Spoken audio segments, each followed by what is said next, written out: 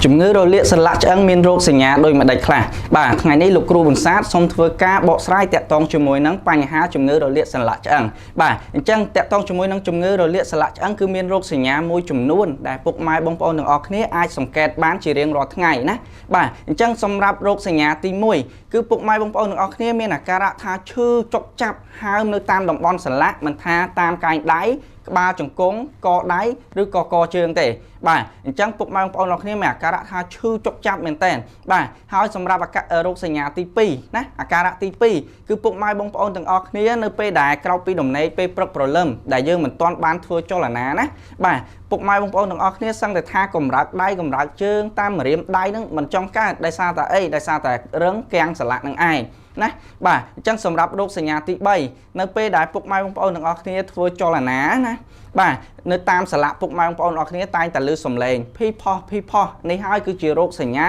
ដែលបញ្ជាក់ថាកំពុងតែរលាកសន្លាក់ឆ្អឹងនឹងឯងបាទអញ្ចឹងសម្រាប់បញ្ហារលាកសន្លាក់ឆ្អឹងនេះគឺវាមានមូលហេតុរបស់វាត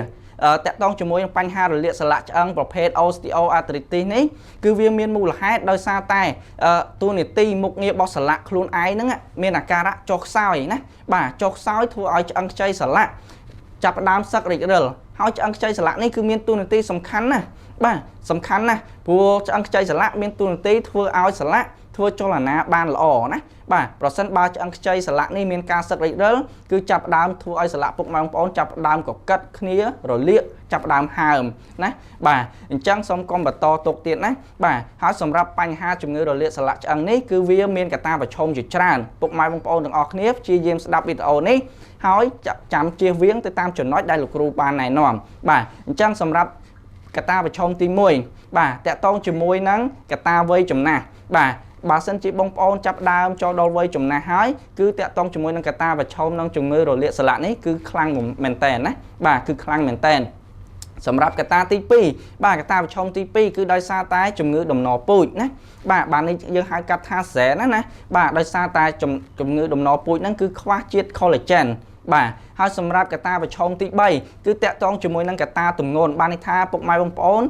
ធាត់ពេកលើសគីឡូចាប់ដើមធ្វើឲ្យសន្លាក់ក្បាលជង្គង់នេះវាត្រូវទម្ងន់ធ្ងន់ពេកចាប់ដើមមានអាការៈរលាកសន្លាក់ក្បាលជង្គង់នឹងតែម្ដងបាទអញ្ចឹងសម្រាប់កត្តាទី4បាទតកតងជាមួយនឹងកត្តាអរម៉ូនសម្រាប់មនុស្សស្រីគឺគាត់ចិត្តដល់វ័យអស់រដូវគឺគាត់ចាប់ដើមប្រឈមខ្លាំងជាងគេបំផុតគឺបញ្ហារលាកសន្លាក់ឆ្អឹងនេះតែម្ដងបាទអញ្ចឹងសម្រាប់កត្តាទី5វិញគឺមិនថាបងប្អូនបរោះឬក៏បងប្អូនស្ត្រីទេបាទគឺគាត់ពិសាបារីច្រើនពេកណាលើសកម្រិតលេងមួយថ្ងៃមួយកញ្ចប់អីអញ្ចឹងគឺគាត់អាចនឹងប្រឈមដូចគ្នាណាបាទពុកម៉ែបងប្អូនទាំងអស់គ្នាអញ្ចឹងកុំទុកបញ្ហានេះយូរណាបាទលោកគ្រូសូមណែនាំ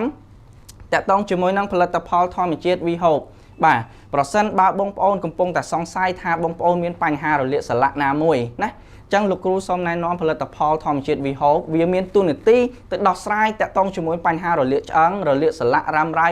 បាទបញ្ហាបន្ថែមទឹកសន្លាក់ជូនបងប្អូនបាទបញ្ហាកាពះពោះវៀនបញ្ហាលើសជាតិស្ករបញ្ហាលើសឈាមបញ្ហាលើសជាតិអាស៊ីតបញ្ហាទឹកនោមផ្អែមបាទអញ្ចឹងមុននឹងបងប្អូនយកទៅវិសាគឺលោកគ្រូសូមធ្វើការណែនាំពីគ្រោះបញ្ហារបស់បងប្អូនឲ្យច្បាស់មុននឹងយកទៅវិសាដើម្បីដោះស្រាយបញ្ហាពុកម៉ែបងប្អូនឲ្យបានធូរស្បើយលឿនណាបាទនឹងមានការតាមដានពីលោកគ្រូផ្ទាល់ដូច្នេះសម្រាប់វីដេអូថ្ងៃនេះលោកគ្រូប៊ុនសាទសូមធ្វើការចែករំលែកប៉ុណ្ណេះបើសិនជាបងប្អូនមានជាបញ្ហាចម្ងល់តំណតាមលេខទូរស័ព្ទរបស់លោកគ្រូ3ខ្សែដែលមាននៅលើវីដេអូនេះស្រាប់ឬមួយក៏ពុកម៉ែបងប្អូនទាំងអស់គ្នាអាចឆាតចូល Page លោកគ្រូផ្ទាល់បាទថ្ងៃនេះលោកគ្រូប៊ុនសាទសូមអរគុណសូមគោរពលាជួបគ្នានៅវីដេអូក្រោយ